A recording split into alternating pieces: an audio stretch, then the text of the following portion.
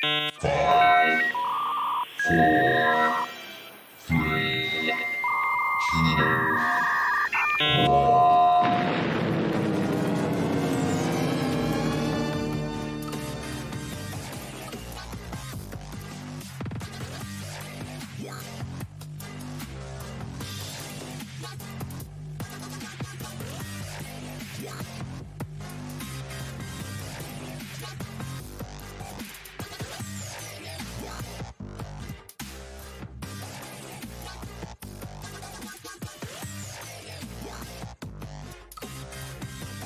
All right. Hello, willkommen, bienvenue, konnichiwa, ni hao, jambo, marhaba. It's time for the Armist Inquisition yet again. Episode 274 on Sunday, the 19th of March, 2023. Happy Mother's Day, everyone in the UK. All the ladies out there, all the MILFs and GILFs in the country. All the gilfs. I'm Phil. I'm Ben. I'm Matt. And we're very happy to be joined tonight by Mark Steeves from the My Family Thinks I'm Crazy podcast. How you doing, Mark? Yo, what's up? Glad to be here back on the Amish Inquisition. Phil, always good to see you. Matt and Ben, great to meet you. Hey, great to meet you too, Mike. Yeah, we reckon it's been about a year. We've been very busy in the interim, and you've been pumping out content. What are you averaging? About 3 shows a week now? Sometimes I'll put out 3 a week, sometimes 2, but yeah, 3 a week. And I believe last time we spoke, did we talk about Skull and Bones, Phil? Because I do want to get into a little bit more of that today, and I feel like I've updated my sort of thesis in a very broad and well, I don't want to talk myself up too much. Maybe you guys won't agree with this. So it's going to be interesting. It's a dive into secret societies from an angle that maybe you might not expect. Really? Excellent. And Skull it's- and Bones, that Smith Grove. The word Bohemian Grove. Is that it? The same sort of thing. You're thinking in the right realm. Bohemian Yes. Grove is kind of connected to Skull and Bones, but you're wrong because they're actually at Yale University. Okay. Yeah, Bohemian Grove's all the way on the other side of the U.S. in California. These guys are really actually older than the country itself. I mean, not Skull and Bones, but the school, Yale University, was started in 1701, so older than the United States. But yeah. I seem to remember last time we spoke that you went in there to Yale University. Were you snooping around in there, trying to get some intel on Skull and Bones? Well, yes. I mean, let's Allegedly. No, it's not that big of a deal. It's actually an open campus for the most part. There are some places that require like a student pass, but I was a delivery guy. driver. It's Yeah, coming back to for- me now. Yeah. Yeah, for a bakery. So I actually had the opportunity to go into places where maybe only students were allowed because I was delivering bread.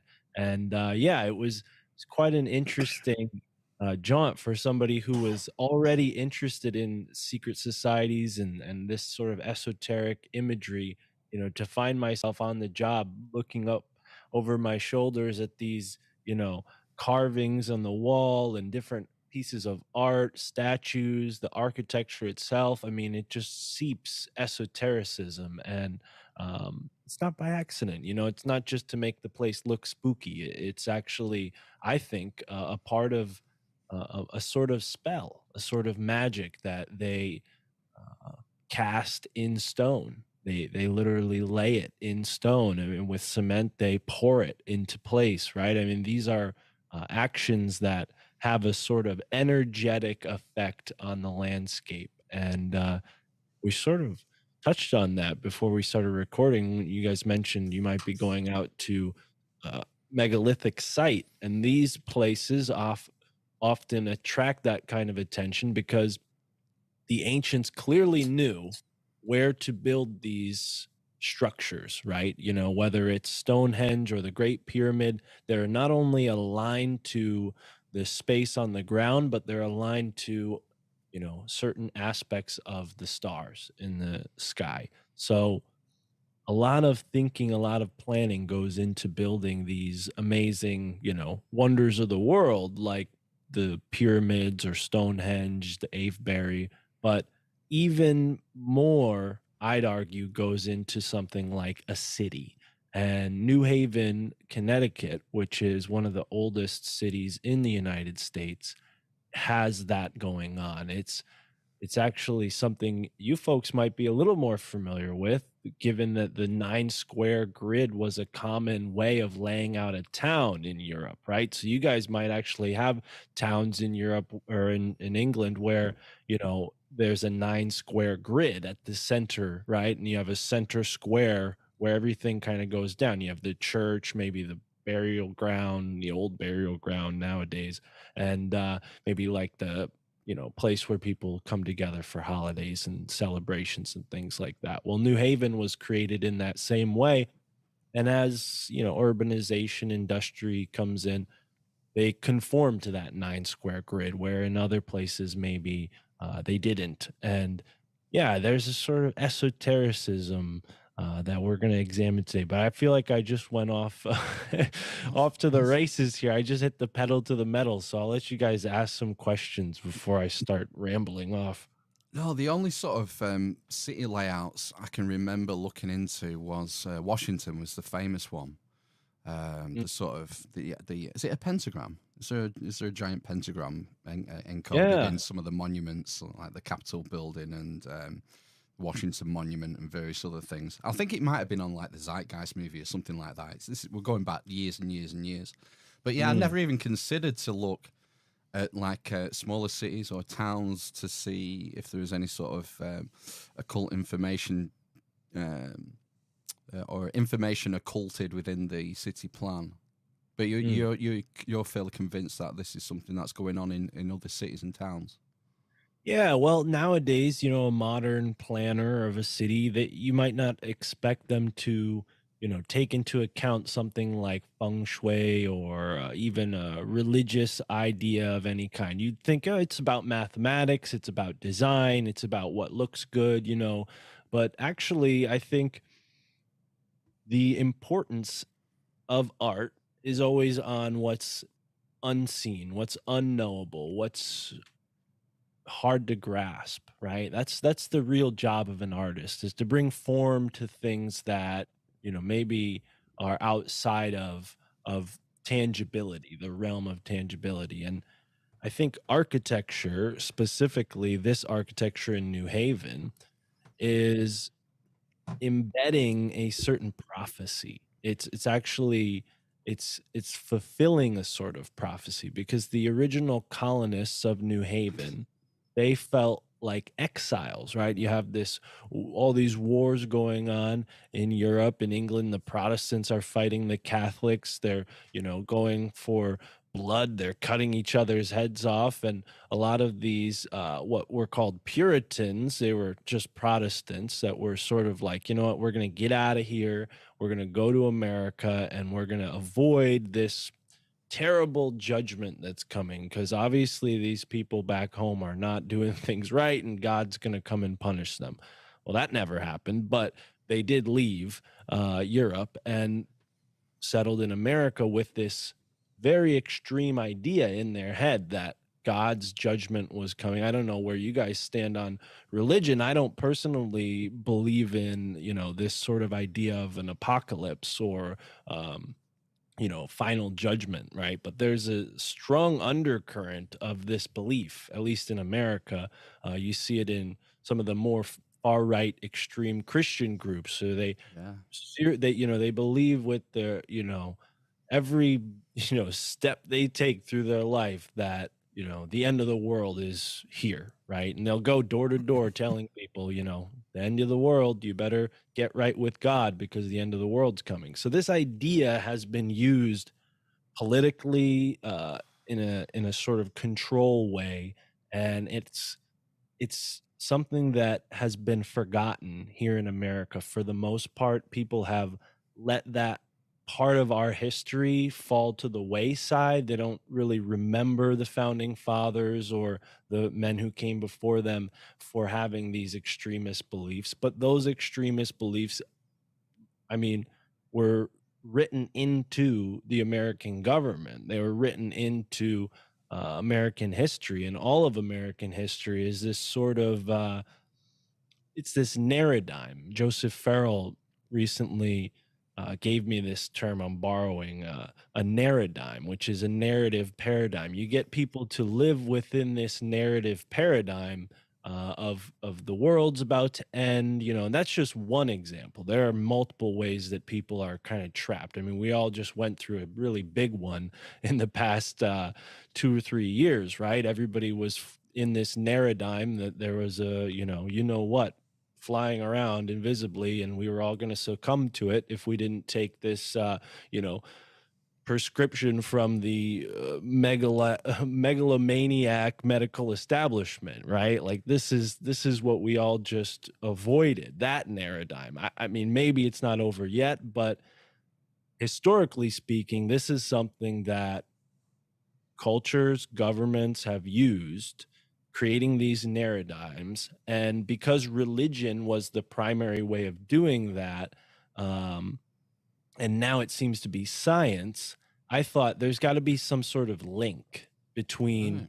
the old way and the new way, right? Because nowadays it's science. They're using science, they're using academia to manage perception of reality, right? And only 200-300 years ago, it was primarily religion that did that. Well, where did it change? It changed in the universities. It changed at Harvard University. It changed at Yale University, Cambridge Oxford University, and Cambridge. Yeah. The Oxford. Royal And Society. yeah, and keep in mind that Oxford and Cambridge, they birthed Harvard and Yale, because the men who started Harvard, they were all Cambridge and Oxford educated, and Yale was founded by all Harvard men. And we have the College of William and Mary, which is literally named after, William and Mary, the royalty. That's the oldest college in America. But up here in New England, we have Harvard and Yale. And this whole scientific revolution was born there. And there's this sort of nexus between the art world, the science that wasn't really there yet, but it was sort of brewing, this idea that God was sort of ordaining this new way of interacting with the world. God was giving people, like, let's say, for example, um, not the best example, but Benjamin Franklin, right? Everybody says he invented electricity, which, to be honest, I don't think he really. I mean, how could you invent electricity, right? That's ridiculous. But he did figure out a way to use electricity, and people saw these types of geniuses like Franklin as inspired by God. So they saw this new scientific revolution as inspired by God. Now, this is sort of a tricky situation that we're coming into, because at the same time as all these beautiful, amazing things are happening, we have these new technologies from God. We also have, the barreled rifle being invented. You have, guns being able to shoot bullets at, unprecedented speeds, the Winchester repeating rifle, right? So all of this technology was used to prop up the military industrial complex that was forming around literally creating America, right? I mean, we have Britain and America essentially becoming the same thing after 1812. I mean, the Civil War was I would argue, probably the American Civil War was probably, you know, I don't know, teased out by the British and the French, right? There were foreign sort of people, in cahoots to see what would happen with the American Civil War. And I'm trying to condense a lot of history here, but my main thesis point is that there was never a free America. England kind of came back and was like, okay, we got you. We're all tied up with the banks. Now we're all on the same, pay, scheme again. And ever since then, it's been this sort of lockstep to what we're seeing now. And with the right sort of footnotes, I think we can make a case here that Harvard and Yale paved the way for what is essentially transhumanism, and that alchemy, metaphysics, the mystery schools, they're sort of reborn in the universities, and that's what leads to these, we'll say, esoteric goals like transhumanism. I mean, it's an inherently a religious idea. It's a religious ideology, but they're giving it to us as if it's scientific. They're giving it to us as if it's something that's new and novel. But you read the work of Zachariah Sitchin, take him for what he's worth. He talks about how the ancients were modifying people's genetics and cloning and creating chimeras. And what are they doing now? I mean, they're essentially doing just that. So there are thoughts that Francis Bacon was Shakespeare. Okay, there are some people that think no, it was a whole group. Well, either way, the mind of Shakespeare certainly kind of created the modern mindset in some, at least the scaffolding for it, we'll say. And this sort of idea of the new Atlantis was America, right? It was sort of That's Francis Bacon. yeah, Who it was wrote the sort, New it was Atlantis. sort of, but it was sort of something that everybody was obsessed with. Like I said, there was this religious idea that God's judgment was coming, and Francis Bacon wasn't the only one who thought, okay, this other land out here is going to be a great place for us to seek refuge from whatever judgment is coming. So you have Francis Bacon and all these other minds at the time carving out the new world and basically using what they know from old world magic to create a sort of template, a magical template here in America. Now, what that evolved into, I think, is sort of it's dark. It's certainly dark. I mean, you look at like the history of America, we're a nation perpetually at war, right? We're also a nation that's probably killed more, indigenous people than any other. I mean, there are contenders for that. I think the Belgians are probably equal, but America, I mean, certainly wiped out a huge, group of people that were here. And it's a complicated history. I'm not trying to become some like apologist for the crimes of the past or anything like that, or make people, feel guilty for something that they weren't even a part of. But there does, there is this hypocrisy from the universities where now they want to enforce this identity politics, right? They want people to feel bad for the victims of colonialism. Meanwhile, they're the damn colonialists. And not only are they the colonialists, but they're like peak colonialists. Like they've been powerful since the colonial times and have made an impact on the way the world has changed, right? We're talking about automobiles. The first man to ever synthesize gasoline from rock oil. I forget, I think it's vapor distillation. His father did it with vinegar and then he did it with oil. And they realized, wow, we can make a shit ton of money off of this. And the whole world changed, right? I mean, think about how much the world's just changed from automobiles and gas powered vehicles, right? I mean, airplanes, boats, it's all changed. And it all happened at a place like Yale University. And I haven't even showed you guys any pictures yet, but when you see some of the pictures, you're going to ask yourself, like, what were these guys thinking when they designed these buildings, because it looks like Paris, like with the Gothic towers, but then it looks like Egypt with weird tombs and temples. And then it looks like London with the 9 squares and names like, George Street and York Street and, all the other Orange Street, right? I mean, it's straight out of the old world. It's this sort of hodgepodge, this alphabet soup of what they felt like would be most potent, because that's exactly what they were doing. They were trying to lay out a spell here. All of the Native Americans, whoever they were, I've talked to some people who think they were half Scandinavian, half Chinese.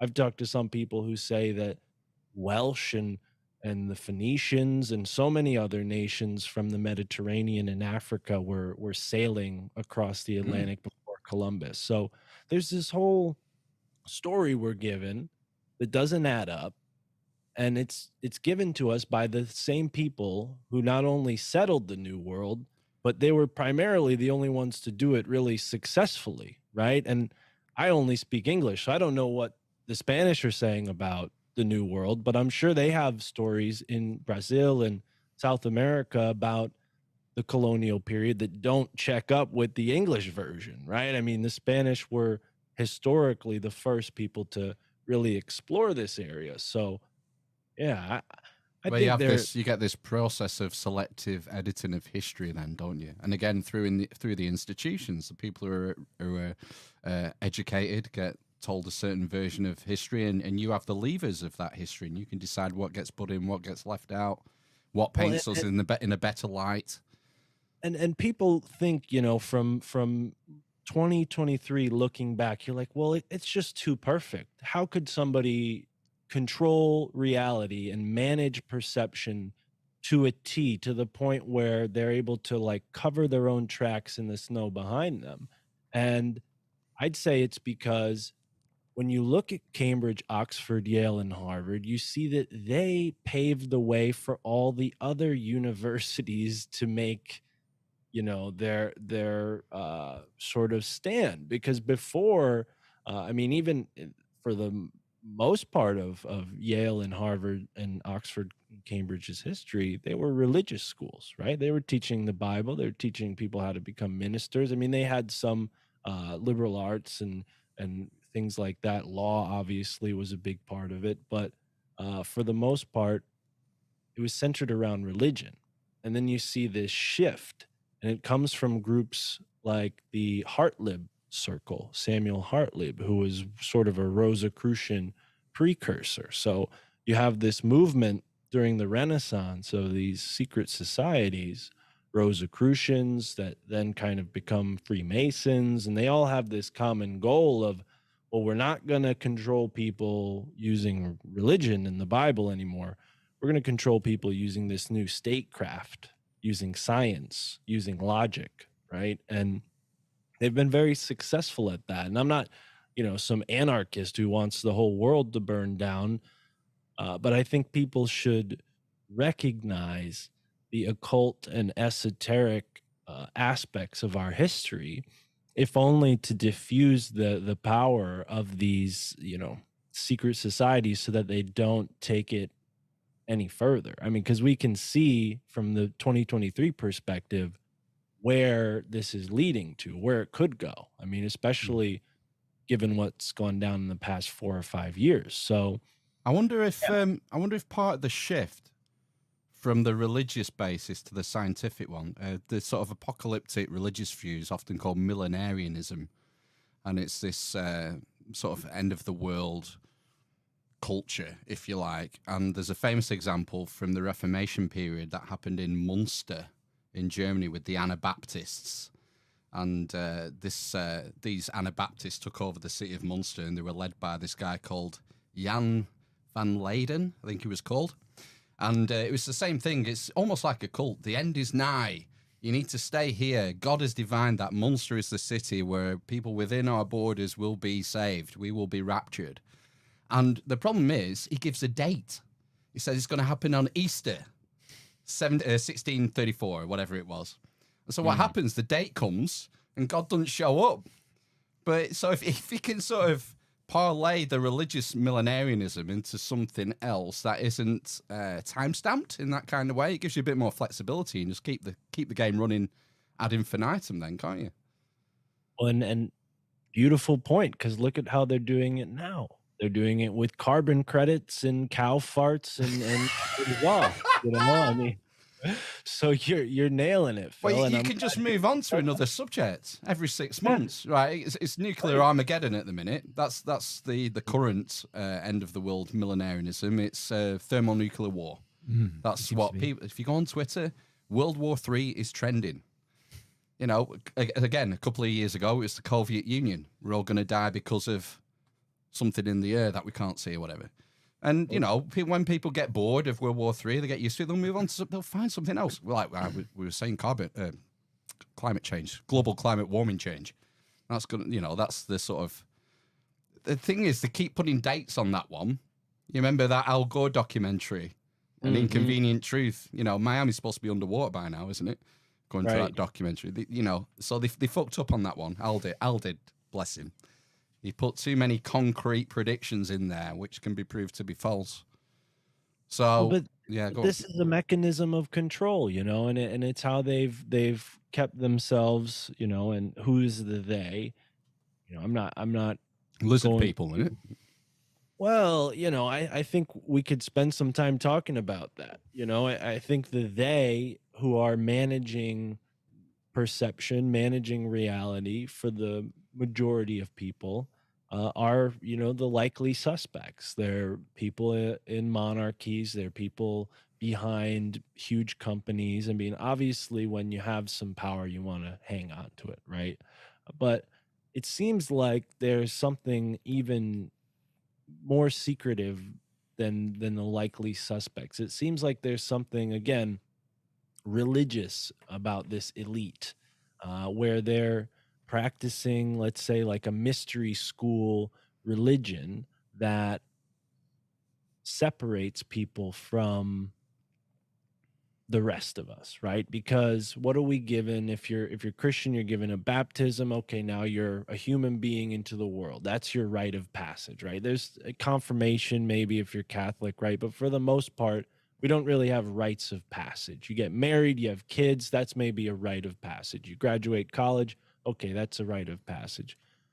But in certain cultures, I'd argue that, you know, healthier individuals come about because they have, you know, rigid, you know, rites of passage, especially indigenous cultures where maybe at 15 or 16 you're made to do some sort of ceremony with your elders, your, you know, fathers there, and maybe your mother, depending on whether you're male or female, and you go through some sort of fright, some sort of torment, right? You're made to be afraid of your, you know, elders. Maybe they're wearing a mask or something, and then you're left to fend for yourself and kind of prove your worth.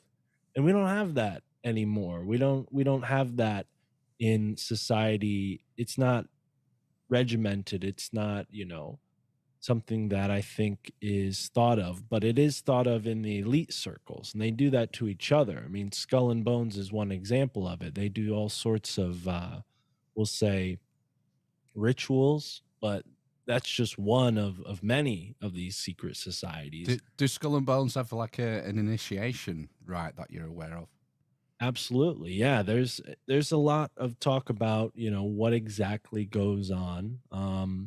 There have been some people that have left Skull and Bones and claim to have said things, you know, like uh people who have talked to reporters, but really it's very few. And I question those accounts because it seems like it's like, you know, a red herring or something, or straw man, you know, made to just throw people off the real trail.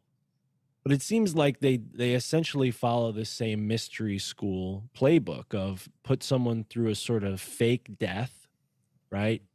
And then they're reborn after having this near death experience, maybe actually going outside of their body, their, you know, astral self leaves their physical body for the first time. If you provoke that in somebody, you know, they're going to believe whatever you say when you come back, especially if they have no information about that kind of thing going on. Maybe they've never even heard of an astral projection or the fact that they have an astral body. And then you're given a near death experience, and, you know, you come back from that experience, you're going to probably take that group pretty seriously, you know, unless you know a thing or two. But this is something that apparently the assassins did, right, with drugs, the hashashins, as they're sometimes called. And the Templars allegedly did it as well. Now, some of the more salacious rumors about Skull and Bones, I don't know how true these are, again, is that they're made to lie naked in a coffin and confess all of their deepest, darkest secrets, which, if you're going to be managing people who you expect to go into politics, well, you'll want them to have some blackmail on them, obviously. So there is an aspect of sort of confession that comes along with it, and it's interesting because confession's like a Catholic thing, right? It's a part of the Catholic Church to confess, and I think there's a political reason why the Vatican began that practice, or whichever Catholic father. You Yeah, want I to don't remember sort of JC ever control. talking about confession. No, I don't No. think JC ever talks about confession, but I think it was meant to be like, you figure out who's doing what in your town. I mean, think about it in a smaller town perspective, but on a larger scale, it's a good way to sort of force trust on someone. If you have, secrets on them, they have secrets on you, you sort of force trust, right? It's sort of this non-consensual trust that they're all forging with one another. And, you know, with Skull and Bones, you are given the choice to join or not. You're tapped. Each student that signs up for or that goes to Yale knows that if they're popular, they're probably going to be tapped. There's like 40 or 50 societies. Not all of them are secret at Yale. And for the most part, there's 5 to 8 that are kind of like the old secret societies. But think about that. Skull and Bones is the only one most people have heard about. Yet there's 40 of these societies, and 5 to 8 of them, I'm going to just say 8 because I don't know specifically if all of these are secret or not, but there are secret societies at Yale, at Harvard, at Columbia, at Rutgers, at Princeton. So what's really going on here? We're sending our children to these schools. They're being tapped into these secret societies. And I bet, you don't get tapped unless there's a nepotistic aspect to it. You don't get tapped unless your family is important, right? So there's this sort of funneling of power that's gone on since about the beginning of this country, because Skull and Bones was formed in 1832. The Revolutionary War wasn't finished until 1785, and it really wasn't finished for all that long because the War of 1812 started up, how many decades later? 2 decades later. So, America's been perpetually at war, and then Skull and Bones comes about at Yale. We have these, you know, basically opium traders who start it. They get it really quickly in cahoots with some weapons manufacturers. And then next thing you know, they're funding the Nazis in World War One. So, and then World War II happens. These guys are the guys behind the atom bomb, Skull and Bones members. So it just the history adds up, and really what it feels to me is that there is a prophecy going on where they believe that through their membership in Skull and Bones, they're sort of like ordained by God to bring about this judgment, this end of the world scenario. And Really? and this is something that, I think at the highest levels of most secret societies is what's going on. They believe in rebuilding the Temple of Solomon. And this is why the Middle East has been in conflict since 1967, right? I mean, and probably for hundreds and hundreds and hundreds of years before that. I think it was just cooling off for a few decades and then picked right back up again. And America was right there. England obviously helped Israel become a thing. Yeah. But, we have this obviously touchy subject with conspiracies regarding the Jews, and I'm not an expert on a lot of that, so I'll just keep my comments. I wonder if Skull and Bones had some levers on the British Parliament in 1948 when the Balfour Declaration was signed, and Oh, I wouldn't be Israel's created. surprised. You wonder. Yeah, I It wouldn't makes be you wonder. I mean, we're surprised. talking just after World War II. There's our countries are so closely related politically, ideologically. The network is there for all to see, but you wonder just just how closely connected we are. And we've spoke to a lot of guys in your country who think that it's the UK pulling the strings of America. We're like we've got like a giant USA sock puppet. But I don't know if there's any truth in that. I think after World War II, you pretty much dominated us with the crippling national debt and all the rest of it. So we're led to Yeah, believe. I don't know. I would probably agree there. I think after World War II, the power left nations and went into these private circles. And I think there's probably British interests in some of those circles, but for the most part, like you guys in England are just like us in the States. You're victim to a shitty government that doesn't care about you and probably uses you. So yeah, again, I'm not an expert on that, but I think that's a good estimation. And it seems like England and the United States, at least at some point in our history, we're essentially the same because we have these founding fathers. Some of them were more, French Freemasonic. They had that faction. And then you have the more English sort of Order of Cincinnati faction of Freemasons in the founding father group. And it seems like the more English sort of won that dispute, the inner dispute. It wouldn't have been, much more than just a political sort of maybe ideological battle. I don't think they were actually fighting with each other because they were all kind of aligned. These are elites we're talking about. These are titans of their day. They're generals and in charge of all sorts of Yeah, wealth. these groups, these networks, they transcend national boundaries. Right, They're global in nature rather than national. right.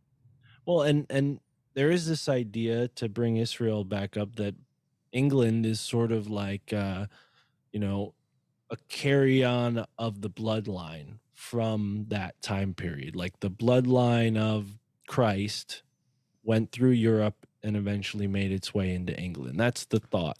Oh, right. Esoteric. Are we talking sort of Merovingian, Right, or right, are we right. talking Joseph of Arimathea, Glastonbury? Either way, There's a there's couple that in there. idea. There's that idea floating around, which to me is kind of interesting when you look at the thought that the colonists had here in the States when they were settling America. They thought that the Native Americans were sort of like Jews that escaped the flood, and they were like Right. Babylonian, Sumerian, and they had just been like, left over here for a long time and weren't worthy of Have you staying have you land. have you had Anthony Stokes on your show? No, I'd like to talk to him though. Because I'll send you a link because he was talking about he reckons he'd found evidence for Jews, Hebrew texts in North America from the not the Azilic, was it the Azilic period? From the sacking of the first temple by the Babylonians, so what would that be, 630, 650 BC? And he reckoned that there was an emigration then. Oh, it's pretty wild. It's highly speculative, wild, but probably up your street, Mark, to be honest. Well, in my state where I'm from, Connecticut, there's a mountain, and in on top of this mountain, one of these mountains, there's Hebrew inscriptions on a rock. I think that's And the one. Yeah. and people say, oh, it's just a forgery, or oh, it's some colonist that put it there, but it really doesn't make sense. If you look at the history of that part of the state, there weren't a lot of people running around through there. It was mostly Native Americans up until maybe 260 years ago, really not that long in terms of history. So yeah, that is interesting. And there's tons of evidence that points to pre-Columbian voyages from Mediterranean cultures, and they definitely would have been familiar, if not Jewish. They would have maybe known about Jews or even had copies of the Bible. Who knows? I mean, I'm sure there's been Roman shipwrecks found off the northeast yeah. coast. Yeah, And, there's all sorts of relics that are found. There's pottery shards by the tons that, you know, but it's getting back after to that point you made before about the writing of history. Mm, So, we were sold a certain tale of the conquest of America. That's why you have Columbus Day, which is absolutely fucking ridiculous. Columbus Day, the day that Christopher Columbus discovered the New World by accident. It's an absolute yeah. nonsense. It's not how history was, and we're just starting to figure that out now, 500 years after the fact.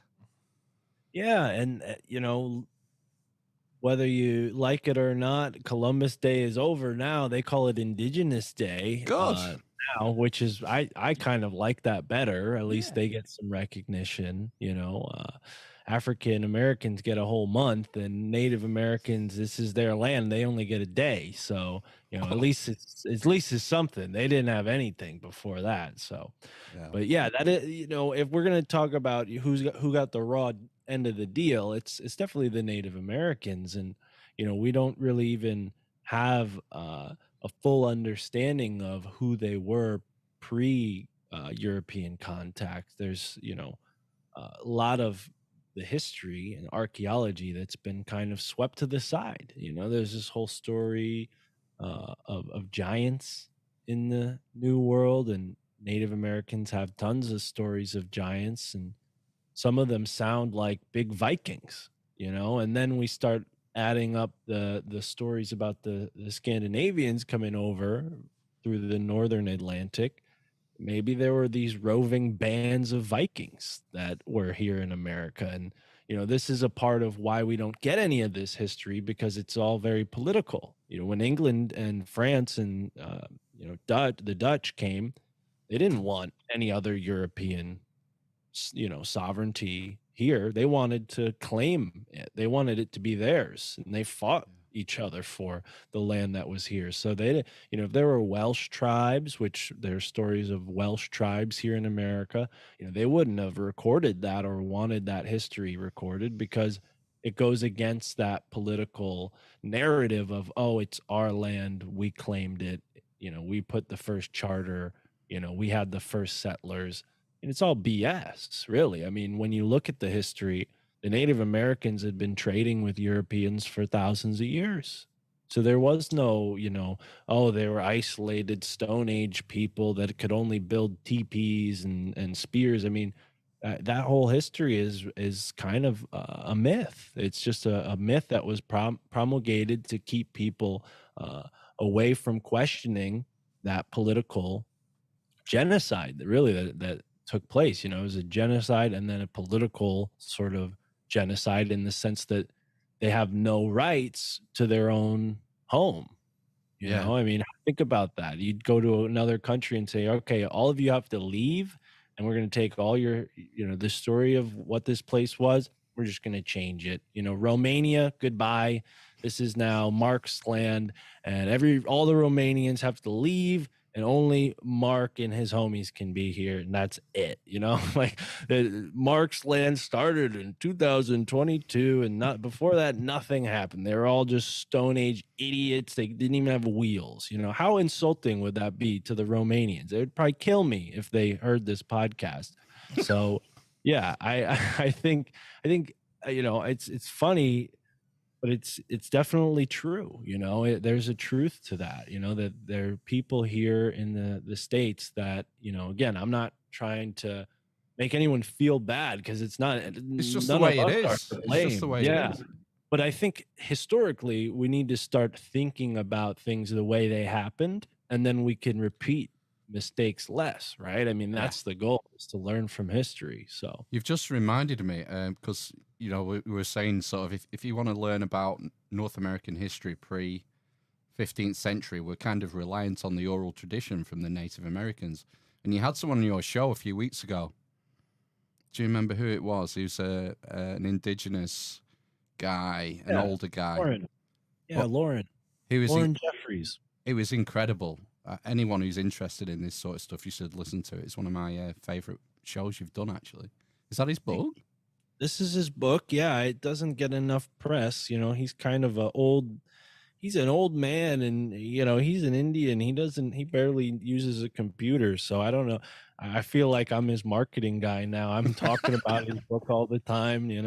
He's great. He's such a good guy. I talk to him on the phone a lot, but he he's somebody who's a part of one of these secret societies that keep the traditions of the Native Americans, and they have their own secret societies, which is Yeah. interesting considering the history of America has been so affected by secret societies, French, English, and even Dutch. I mean, the Dutch don't keep a lot of secrets, it seems, but I think they had a few secret societies. Um, and yeah, the Native Americans did too, the Midewen, and then the group he's a part of. I shouldn't say because I don't remember it, so I'll mess it up if I try. And he doesn't like to talk about it because they're even to this day they're very protective about this history because they Quite know what's right. yeah. It was So fascinating because it was like he was talking a lot of philosophy, like the Native American philosophy, and it was just really interesting to hear it from the horse's mouth because we just do not get exposed to this stuff in the West, in our modern culture. His take on things, on life, and he was talking about the meaning of life and stuff like that from an ancient Native American perspective, and I was just blown away. well, he's definitely old, but I don't think he's ancient. Yeah, it is interesting. And Lauren's book that I just showed you guys, The Sacred Count, for anyone listening, is it's about the Mayan long count. And there's some very complicated mathematics involved in that. And Lauren is trying to well, I think he has. This is far out of my realm of expertise, but we did talk about it on a show that's going to be coming out soon. He's basically deciphered the long count, and he thinks he's figured it out. He thinks Wow. he's got it. So, and I don't know what that means because it's above my pay grade, but I haven't read his book yet. So maybe I'll have more to say after I read his book. But the Sacred Count, definitely interesting, and validates this case that I guess I'm trying to make here, is that there's an advanced group of people here in America, many different groups of people with an advanced culture who were basically forgotten about because it didn't mesh well with the political ideal of the day, even the religious ideal of the day as well, right? And now we have this sort of movement of people online obsessed with Tartaria, which I think, I'm glad it exists, because if it didn't, I wouldn't have, become so interested in trying to figure out my own local history. Because I have people telling me, oh no, there was a mud flood and 200 years ago, this was all Russian. I'm like, no, it wasn't. I have a thing in the center of my town that has the word 1647 on it because that's when this town was freaking founded. It wasn't mud flooded. That tower's been there for 400 years, and I know it. So I started getting concerned, like, okay, we have this potentially, propagandistic narrative spreading, people who are interested in this old world stuff. I'm like, okay, let me get into this old world stuff and see what's really here from a conspiratorial mindset, because I've always been interested in history, but I never had like I don't know, a point with reading. It's, kind of, there's so much to read. It's like, what's the point? Right. And now I have a point, and it's kind of like the way we would react to a news story when the news tells us some BS, and you're like, hold on a second. You do a little digging and you find out pretty quickly, okay, this is only half the truth. This is only half the story, what I'm being presented in the news. And the same thing is true when you start looking at real history books compared to maybe the ones that you got when you're in school, right? Because your teachers, they were reading this, curriculum. They weren't reading actual authors. I mean, maybe they had a few fiction authors in there, but at least in the States, our curriculum is written by, some Texas Instruments, like some company in Texas. Yeah, it's like Texas Instruments, the same company that makes calculators, makes all our textbooks. And it's like, what do these guys know about history? Sure, they can make a calculator, but that doesn't mean they know about damn Sacagawea and Pocahontas. I mean, come on, this is crazy. So when you look at history, it's important to, like really think about it because, or think twice, because our sources, the authority, it's the same group of people that, well, involve themselves in groups like Skull and Bones and aim to control the world because they think God's telling them to. And I believe in God, but I don't think my God is telling me to go like tell my neighbor to help me pay my rent. Like I have to pay my rent on my own. So like this is essentially what's going on with the elite, where they're like, oh, we need to make the world better, and you guys are gonna not only pay for it, but you're gonna do it while we hang out over here and drink champagne and eat caviar. And I'm not letting that go on. I think we should start talking more about it and let people know, like, all this money trickery that's going on, it could be avoided, and we can maybe take back our sovereignty. But it starts with realizing we've been duped, and you got to go into history books to see that. Mark, earlier you mentioned pictures. You had pictures. This is a surprise. You didn't mention this. I'm intrigued. Are these like selfies from your last trip or something? There's a selfie in here. Okay. I don't know. could show you I don't know if this is going to work. I will make it work if you have something. Hey. Yeah, let me see, because you have this wonderful layout here. Oh, don't worry. You just are you going to screen share? Is that the plan? Yeah. Yeah, I can make that happen with the wonders of technology. Hopefully, All right. he says, being cocky now, aren't I? Yeah. All right, let's go. Can you see the screen? Hang on. Yes. Zoom meeting. Oh, look at that. Beautiful. Oh, gosh, I can see a bit of a pentagrammy thing going on already. Yeah. Right, I'm scared. I'm So scared. you were very keen to point that out with Washington D.C. and the Yeah. same thing going on in New Haven, with this, at least with the pathwork here in the center square of the New Haven Green. So, funny enough, Washington D.C. is actually lined up. You could see here with New Haven. This is sort of a fuzzy image all the way on the left there, but that is the city ley line. And it goes through most of the cities on the eastern seaboard: Boston, New Haven, New York City, some cities that nobody knows about in New Jersey, Philadelphia, Baltimore, and then of course Washington D.C. And yeah, they're all on this Ivy League row too, because we have the major Ivy League colleges minus Dartmouth and Cornell all on these on this ley line here. So again, there's a template, they're conforming to it, and you have that pentagram thing going on in DC. You also have it going on here.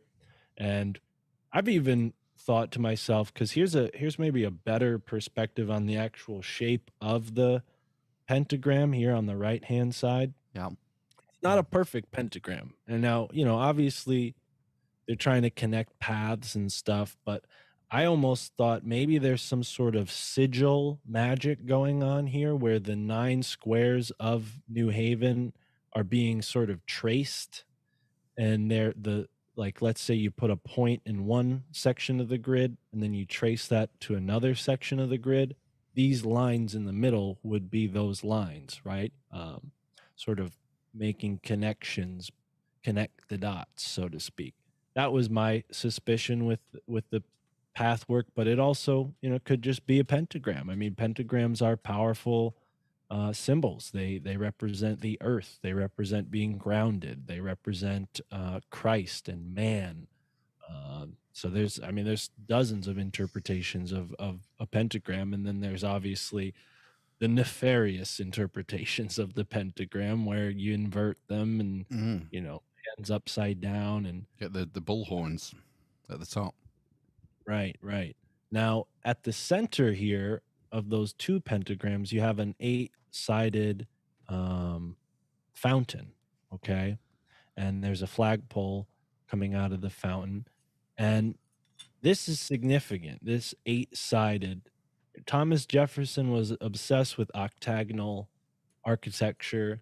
And in Rome, they had, I believe it was the Tower of the Winds, which was octagonal. And these towers, there's multiple towers of the winds. They were all octagonal and aligned with one another because an octagon is probably the most efficient shape for this sort of thing, right? You have a lot of different angles that you can connect octagons on a grid, right? If you were to map them out, there's a bunch of different vectors in which you can connect so that one line becomes, the side of multiple different octagons. A little bit of that is going on potentially here with this octagon, or So at the very least, it's a symbol to other people who are in the know saying like, "Hey, check it out. There's an octagon here that tells you, this so group is here." so Mark, is that octagon like as old as the city from when the city was founded, or is it more recent This is more construction? recent. This construction comes from around the time I believe at that time the type of architecture that was vogue was Art Deco. So we're talking about sort of the end of the history of New Haven's architecture. So this is Right. actually one of the newer additions. Okay. But New Haven has dozens of examples of the different eras of architecture. Right. I'll give you a few examples. So when it comes to the most sort of outlandish, it's probably the cemetery gates, which just look straight out of Egypt. I mean, come on. Whoa. Those are it's just hang on. All right, the dead shall be raised. Wonderful. We've got a couple of pillars there. 2 pillars. And then we've got And the Sphinxy ladies. We've got the lion, the oh bull, yeah, the man. Where's the eagle? I wonder if they and are this legit sphinxes. I'm not sure, and I haven't been able to find those in the cemetery. I've been to this cemetery many times, and I don't know where they are sitting. So I'm yet to find those. But They're the trans-dimensional, interdimensional sphinxes. I think so. I mean, they were evading me. So this is the oldest cemetery in the United States. Wow. Okay. Before that, they were using burial grounds, right? So before this, for the most part, people were either buried in mass graves or just in, your traditional cemetery plot. This was new because it was the first cemetery with streets, and sections and plots for important people. And it was designed by an important man in New Haven's history named James Hillhouse. And he designed the idea. He didn't design the gate itself. The gate was actually designed by Henry Austin, who modeled it after some prints that he saw from Napoleon's recent Right, yeah. conquering of Egypt. The temples at Because Dendera. I mean, there's the Dendera light bulb, isn't there, that they talk about? I had believe. never heard of that. I got to look into that. So what stood out to me is the similarity between the poles that I'm sorry. The name is escaping me. You just said it. Now I'm not. The column. The column. Thank you so much. The columns remind me of this Ashmun temple right here in the center. And why did I point to that? Well, there's a man that's buried right behind the gate, one of the first tombstone sepulcher, sarcophagus things that you see when you go into the cemetery is a man whose last name is Ashmun. His name was Jehudi Ashmun, and he's buried right at the front. And he's not just some random guy. He's a guy who actually was the founder of the colony of Liberia. Okay. Why did a man who's buried in New Haven found an African country, you ask? Well, because he and his rich friends wanted to basically wipe their hands clean of the, the guilt of slavery and send all of those men and women and children whose grandfathers they had taken from Africa and enslaved. They wanted to take these people and bring them back to America, or I'm sorry, Africa, even though they were born at this point in America, right? We're talking No about third, way. fourth generation slaves being taken from America and brought back to Africa because they thought, okay, slavery's not good, it's bad. There's all these abolitionists. I don't think morally it was a problem. I think politically it was a problem with a lot of these elites because I mean to this day they still engage in human trafficking and don't seem to have much value for human life. So I don't know if it was a moral thing, and especially Is it given not that more? they're so- There's a technological impact as well with industrialization. It just wasn't as profitable as it used to be owning slaves. right.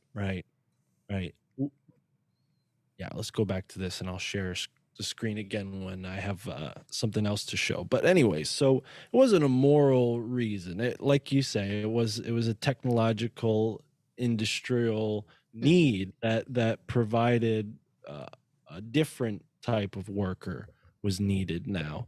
A different And kind that of debt happened- slave. Yeah. Hello, we're here. Yeah. And that happened in New Haven with Eli Whitney, who basically he didn't invent the cotton gin, but he made it better, right? He improved the cotton gin. And once they improved the cotton gin, well, they didn't need as many people to pick cotton. So they were like, okay, let's just send all these people back to Africa, which is a really vicious thing to do considering A, they the third, fourth generation, they're not from Africa anymore, and B, these voyages across the Atlantic were very perilous. A lot of them didn't survive. So they wanted to do this. It wasn't a very popular idea, and obviously there are still black people here in America, so that plan did not come to fruition. And yeah, it's just kind of thought of as racist now. I mean, I think New Haven kind of feels really guilty about that. Can I But be really dark here, Mark? Can I just, before I forget, could another component be like a racial purification of the new Atlantis? And that let's get essentially- send these black people back to Africa so we can have our utopia in North and America.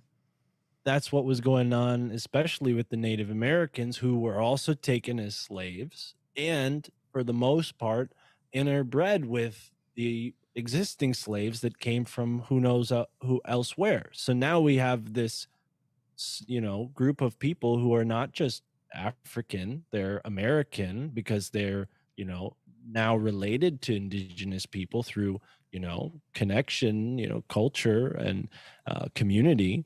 So yeah, and a lot of those Native American early sort of contacted by the Europeans, they either became Christian or died. Like that was their options. Like you could either become Christian or we'll kill you, or the tribes that were maybe strong enough to fight back, they would fight back a little bit, but eventually they would leave, because what was it worth? They knew it was a battle they couldn't win. They saw more and more people coming by the month, ships of people coming to this country. So it was definitely, a purification type of idea and all for this religious objective. It wasn't purely a racist one like we're being told now when you go to these Ivy League schools. We're told, oh, everybody in the past was racist. No, that's not. I mean, yeah, in a way, yeah, for sure. But that's like to boil it down to, oh, they were just racist is so simplifying it. It's simplifying it to the point where we can't even learn from history.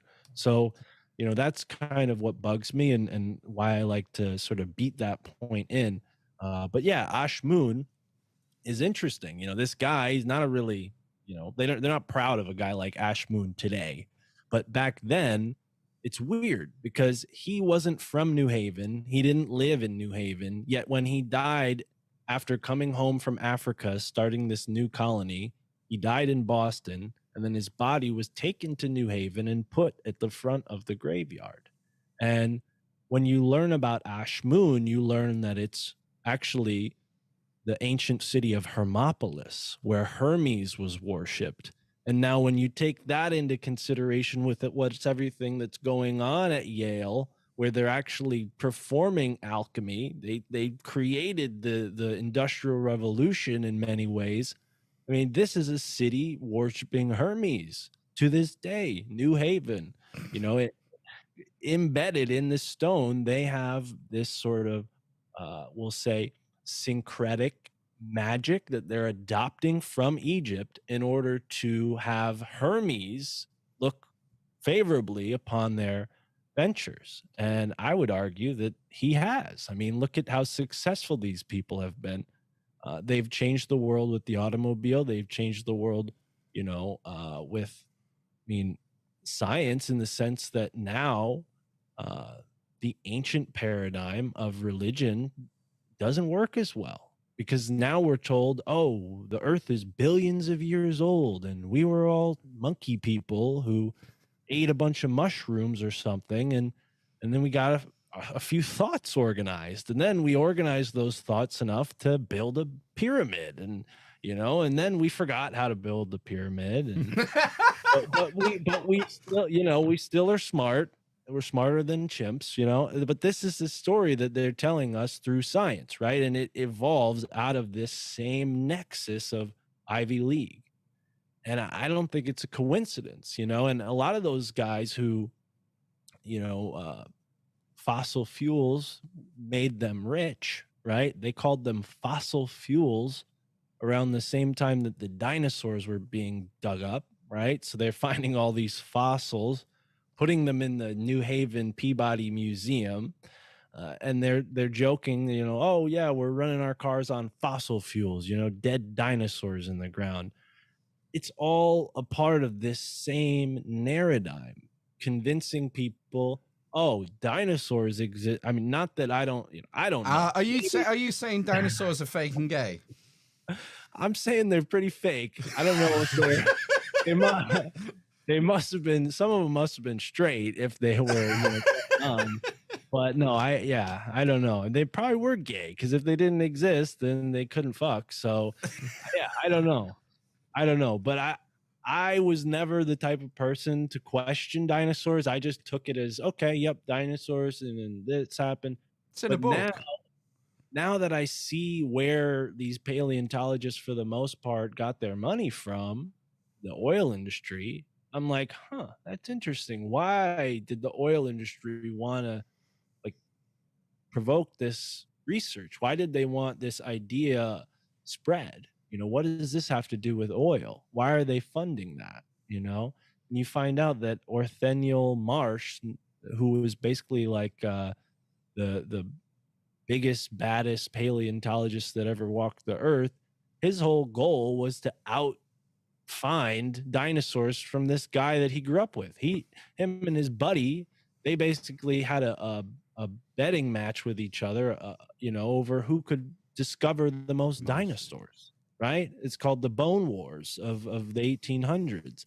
So if you're talking about, a recipe for bullshit, I'd say that's a recipe for bullshit right there. You're competing with your friend to possibly make a whole bunch of money too, right? If the oil money is funding all this research, and you guys are just playing jigsaw puzzle, putting different bones next to each other, saying, oh, okay, look, nope, this is a new one. See, look, his tail goes this way, and they're just playing,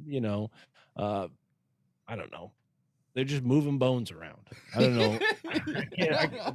They're playing Jenga. I don't know what game where you do that, but either way, I started talking about dinosaurs. The architecture is a lot more interesting, but since we're talking about dinosaurs, here's a picture of a dinosaur in front of a New Haven building. Oh, right. And what's the thing on the left? It's a guy with a beard. Oh no, hang on. No, that was the joke. Oh. The dinosaur. Who's the guy with the walrus? Who's the walrus-looking guy? I was about to tell you that's the museum, because that's how that joke went right over my head. But okay. Yeah, that's Marsh, the guy I mentioned. Oh, and the dinosaur- paleontologist. Yeah, yeah. Ah. Yeah, I the mean, photo- you don't see many like obese people back in them day and age. He obviously Mm. did well for himself, didn't Eating dinosaurs. he? Eating dinosaur steaks, Yeah. Stegosaurus steaks. The bones were the think leftovers.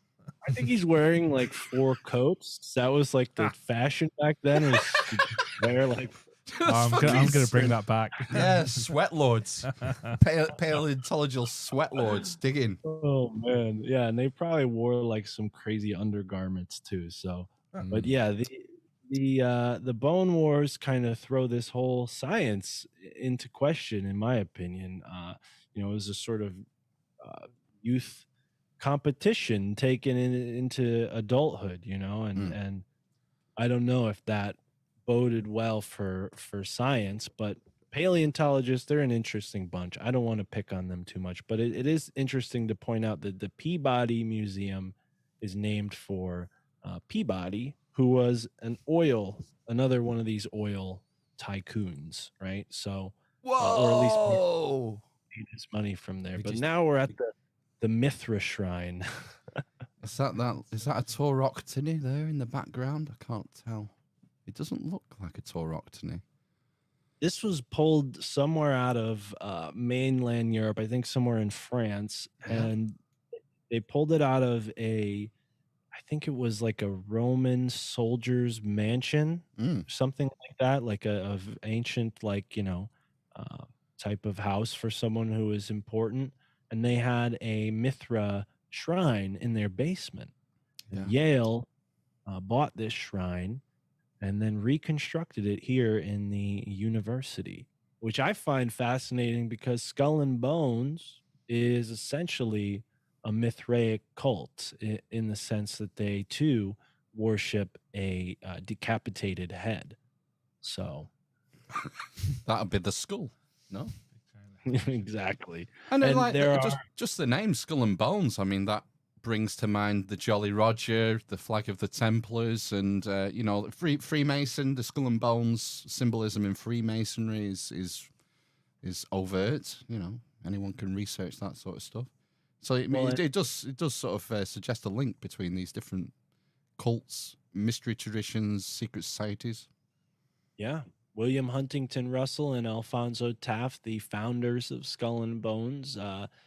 Russell, his cousin, Samuel Russell, was chief opium importer. So, yeah, he was pretty much a pirate. He was making money out the wazoo shipping opium into the United States from China. So, and we know how that ended. It ended with the Communist Republic of China. I mean, America has been meddling in China's affairs since the days of the Opium Wars. These elites, I mean, I've heard some people say they almost use China as like a testing ground, to test basically this totalitarian eugenicist form of government, right? I mean, look at what's happened in China. They took I think like something like 500 different ethno groups and, basically genocided it down to 50, and 90% of all Chinese people are part of one major ethnicity. Yeah, it's Only the Han, isn't it? The Han. Yeah, Chinese. out of something like 500, they had 500 different types of, They're still working on the Uyghurs. That's a work in progress. And the Falun Gong. Well, anyone who doesn't agree with the party, let's be fair, that's what it's about, isn't it? We have a different type of that in the United States. We have Uyghurs, but we pronounce that with a hard I. If China would only go after them instead of the real Uyghurs. I find it mind-bending that Yale would decide to import a Mithraic shrine. Where is that in the university? Is it like just on display in a corridor, or is it in a museum or in the history department? It's in the oldest art gallery in the Western Hemisphere. That's Yale University's art gallery. It's the oldest art gallery on this side of the world. And they don't just have that. They have actually a huge Assyrian relief of essentially an Anunnaki, right? You guys have seen maybe Ancient Aliens where they show the big panel carvings of giant gods with like eagle heads and huge beards, and some of them look like they have wristwatches on. And yeah, for real, they have that exact one with the wristwatch, and I think he's got a human face, and he's just very large. And then there might be one with an eagle face, but I'm could be mixing that up. It's been a while since I went in the art gallery because you gotta wear a damn face diaper Still, all over campus. Yeah, well, because they're a part of this paradigm. They're never gonna give that up. You gotta be vaxxed, waxed, and ready to party. And yeah. I mean, that's just how they roll. Harvard's probably the same way. Like, I want to go into some of the Really? libraries and look at some, books and stuff, and you have to have a card. You have to have proof of vaccination. So, yeah. I find it wild. Oh, well, I don't really want to talk about the Soviet Union, but I find it wild how you can enter America with the virus, but you can't enter the America without the magic juice stamp. It's like, where is the logic there, man? Right. It's Yeah. ridiculous. But hopefully it will end. So let's get off that topic because it gets me down. I hear you. I'm with you. I never talk about it on my show. I call it the medical malpractice of the megalomaniacs, the triple M. But yeah, the Yale has a bunch of really interesting stuff. I mean, from the Skull and Bones tomb to the Book and Snake tomb. I can show you guys those. I feel like I'm giving you a headache here, sharing my screen and then stop sharing. No, Can it I doesn't. No, it's fine. It's just a click of a button at my end. I'm getting quicker. I'm getting better. Look. All right, cool. Keep up. Oh, All right. Egyptian revival. So, yeah, that's sort of like the dismiss the header because I need to change that. This is the Book and Snake tomb, sort of not a great picture of it, just showing you the exact replica, at least that it is, aside from the sort of, I don't know what you'd call that, pediment there underneath the main triangle at the Mhm. top, those carvings. Outside of that, it's an exact replica of the Nike temple. And this Book and Snake tomb is on the same street as that cemetery gate we were just looking at. It's right across the street. And sure enough, on the other side is Yale Law School, where Hillary Clinton, Bill Clinton, and all the rest have gone to school. So, yeah, this is home to many of the world's infamous politicians. They spent some time looking at these weird tomb-like buildings, maybe even being invited into them at certain points. I mean, just going back, what is that Book and Snake tomb? I mean, is it a literal tomb? Is it a public building? What is it? So Skull and Bones, like I said, is not the only secret society. They have other groups, and Book and Snake would be another secret society. So just Right. like Skull and Bones has their tomb, the Book and Snake has a tomb, and they call them tombs sort of tongue in cheek because they're windowless. And this may be because of that art gallery. The first art gallery in the Western Hemisphere was the John Trumbull Art Gallery, and it was made for colonial patriot painter John Trumbull, whose paintings, are pretty much like their historical, gold. Like they're in the Capitol Rotunda. The Declaration of Independence that everyone's seen, that painting, he painted that. So this is, he's a very important artist in American history. His art gallery was windowless, and it seems like the architect who did that also did the tombs, or at least, kind of paved the way for that. This gentleman named Henry Austin, his style was sort of influential. But I mean, even down to the iron gates, this Book and Snake tomb, it has, as you can see here, this caduceus Yep. as a snake, as a fence post. There's probably like, I don't know, 50 or 60 of these. Each individual fence post has this exact same snake and torch design. And it's like, why choose a hermetic symbol for your gateposts? There's a reason, isn't there? Yeah, what did we just talk about with this temple? Hermes, right? And how Yeah. they're sort of symbolically pulling down the energy of Hermes. And here's the Skull and Bones tomb, sort of reminiscent of this shrine of Seti. Or, it's got this triptych, right? And this is a common occult especially in occult paintings, you'll see the triptych employed. Hieronymus Bosch has probably the most famous triptych, um, maybe outside of like, I don't know, Michelangelo or something. But yeah, Skull and Bones has this going on with their tomb. And the tomb is kind of like the original one is the one on the left here. You can see at one point in time, they actually built an addition. So they kind of doubled it and made it into what it is today. And that was due to a break in, because in the 1800s, I think it was the class of 1875, somewhere around that time, they had enough of Skull and Bones, because at that point in Yale's history, the secret societies had taken over the culture of Yale, and it wasn't fun. They were getting bullied.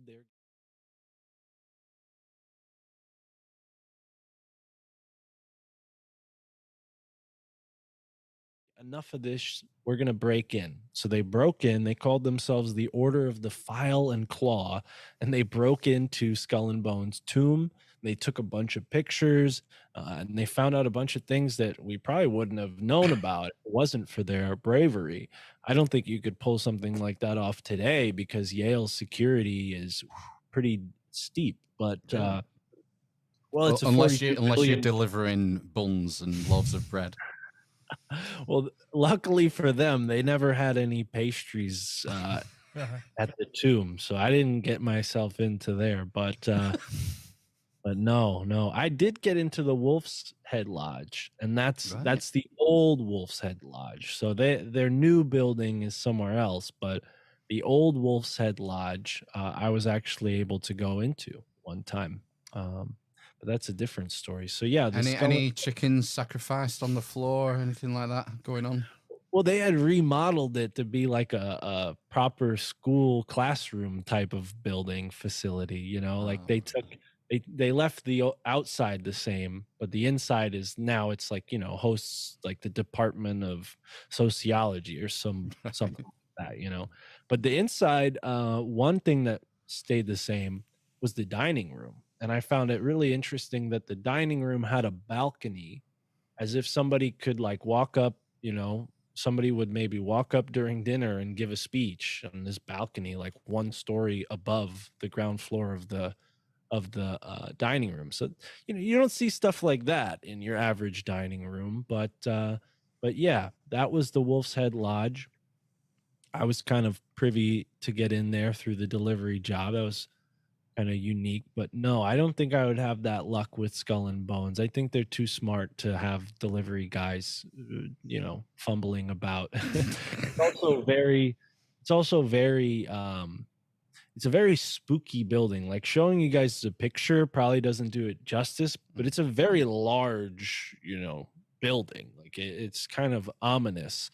And yeah, some kids broke into it, and that's why they went and doubled it. And then they even built the art gallery in a way so that it would block the tomb from the rest of the neighborhood. So like when you're driving down the main street, now there's this big, huge art gallery with a bridge that goes over the street that the tomb is on. So you can't really even see the tomb unless you know where it is, and that one-way street that the tomb is on, not many people go down it. So it's kind of secreted away. Occulted, you might say. Exactly. So, but what I've found is that the Skull and Bones tomb is actually built in conjunction with the Grove Street Cemetery. They're all made with thought about position in relation to one another. Okay. Right. So I'll share my screen for the last time here, Okay. just to show you guys Yale's Corpse Road. Now, over there in England, you guys probably have maybe a little bit more familiarity with corpse roads, because this is, I believe, a practice by a lot of churches. Historically, you would have the church situated near the graveyard somehow, whether it was directly behind the church or down the road. And eventually there'd be lore around this path that ghosts would travel up and down the path between the church and the cemetery. And maybe witches would stand at the crossroads of these types of roads to sort of engage with the spirits of the dead, right? And we have the New Haven Green, which is at the center of the 9 squares, where over 6,000 bodies are buried. Because when New Haven was a colony, they just buried everybody behind the churches that were right there, and they still are, right in the center, those 3 plots right there. Yeah. So what we have going on here is sort of like a corpse road. And of course, the tomb, Skull and Bones' tomb, is right behind the art gallery, right? This is the art gallery. This is the bridge that connects the old art gallery with the new art gallery, the oldest art gallery in the Western Hemisphere. And right behind it is the Skull and Bones tomb. And it's on this street that leads directly into the graveyard, right where that arrow ends. That's where the gate is for the Skull and Bones sort of magical roadway to death. It goes right by this book and snake tomb, which is right there, where the number 32. Funny enough, they used number 32. And then the Beinecke Rare Book and Manuscript Library is right there as well, which is interesting because it holds in it not only the only copy of the Voynich manuscript, but it also holds a copy of the Book of the Dead. Here's the Beinecke Rare Book and Manuscript Library. You guys are still catching up. There it is. Okay. And what's really interesting about this building is it kind of looks like a giant book on its side. And it holds about 10,000 or more books in it, rare books. And I mean, it's a really amazing structure. The outside panels, they're actually just transparent enough to let enough light in so that the light doesn't damage the books or the paper. See them, they're kind of amber when the sun shines through them. But yeah, this building is basically like a death chamber because if there was a fire, there's this system that knocks all the oxygen out of the room so that it would snuff out any flame. But it would also probably end the life of any unfortunate security guard who didn't make it out in time. I think the Vatican Library is the same, if I remember my Da Vinci Code. Didn't Tom Hanks nearly die of asphyxiation in the Vatican Library? Exactly. Tracking down Jesus and Mary. Exactly. And like I said, they have some pretty rare stuff here. It's a literal death box on the corpse with the Book of the Dead. So, you can't, this goes beyond coincidence, I mean, it all adds up. And to me, it feels like New Haven's 9-square grid with 8 streets making that 9 square. You need 8 roads to make a 9 square. That's the 8 divinities of ancient Egypt. Hermopolis was the city of the sacred 8. They were worshiping their 8 deities. And that's what we have going on with these 8 streets. We have York Street. We have the George York, right? Yep. York, right? York. The York, right? What's the York right? From Freemasonry? Yeah, like Freemasonry. Okay, yeah. For a second, I got confused with alt-right. I'm like, there's York Street. Yeah, York Street, College Street, State Street, George Street, Crown Street, Elm Street, Orange Street, and Church Street. So think about those 8 words and like the subtlety, the symbolism. Elm. New Haven's the city of the elm. The elm tree's historically been associated with Saturn, the planet of death. 9 is associated with Saturn. It's kind of it's a lot to get into. I can tell. I don't know how much longer you guys want to go for, but I mean we've blown well over. I mean, I don't want to keep you here all night. My bladder is going to explode any minute now. Mark, are you okay if we wrap up quite shortly? Yeah. Is there anything you feel like you need to get off your chest or get out there before we finish? Well, up? if people are interested in hearing more about this New Haven research in maybe a more concise way, I have a new sort of podcast series coming out on the 22nd of this month. So Oh, tune into the My Family Thinks Some Crazy podcast to hear more about that. We're going to be dropping a very special episode on the 22nd. wow! And this is I mean, what? So this is a series. So if people are already signed up to My Family Thinks I'm Crazy, it'll come out on that feed, will it? Essentially, yeah, they'll Yeah. get the trailer, and then if they want to hear the whole show, you could sign up on Substack or Patreon, and somewhere maybe in the future, I'm going to release it all for free. But for now, people who support the show are going to be able to keep up with the project as it comes out and as I'm recording it. But one day I do want to put it out there like, one of these seasons of a podcast. Right, That's yeah. nothing to do with my show. It's just me as the creator. I have different people on, and then we kind of weave the narrative and tell this story, because I could just ramble on, but I really need to just sit down and put the pieces together for Yeah, people structure to it. get it, Will it be video as well, Mark, or just audio? video as well. On Rockfin? Yep. Excellent. Well, is there anything else before we go? I don't want you to feel like you've not said something that you should have done, Mark, before we wrap up. No, I feel like me and you have talked a lot. I want to know what Ben and Matt think, because my family thinks I'm crazy. I think Ben and Matt do too. I'm not so sure, man. I think you've put forward some interesting ideas there. Certainly piqued my interest.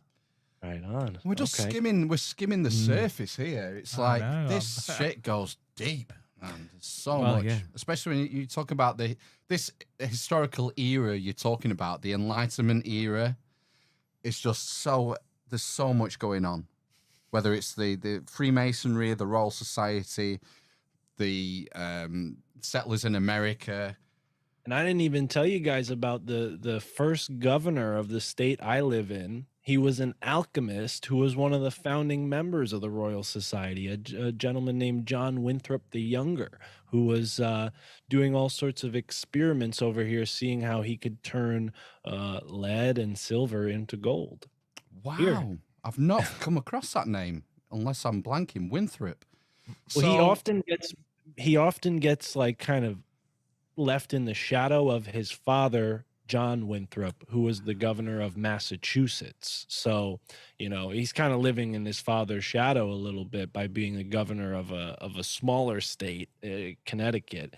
He was kind of like a rebellious son. He was like, "Screw you, Dad. I'm going to go do experiments in the forest with the Indian." Wow. What a guy. Yeah. Yeah, it's a real rabbit hole, this period. I love it. And it's only something I've been getting into in the last couple of years, but it's worthy of further study. And, well, it's just been great, Mark. Loved it. And excellent information and more to go on, I would say. Yeah, let's do it again sooner than We'll not leave it a year. Yeah, let's do something next month or something. I like talking to you guys. Cool. Yeah, let's do that. Good. All right. We'll sign off for part one. Links in the show notes. Sign up to My Family Thinks I'm Crazy. I listen to it. As I said in the show notes, Mark really punches above his weight with the quality, calibre of guests that he gets. It's well worth a listen. If you like our show, if you like Grimerica, and you're not listening to My Family Thinks I'm Crazy, then you're crazy, because you should be listening to it, man. All right. Okay, stand by. We'll be back in 15 minutes for part two. We've got some news, some really got quite a bit to get through, actually, in part two. Wow. Yeah, it's going to be a late one tonight. Right, stand by. Sayonara. See you soon. See you later. Bye.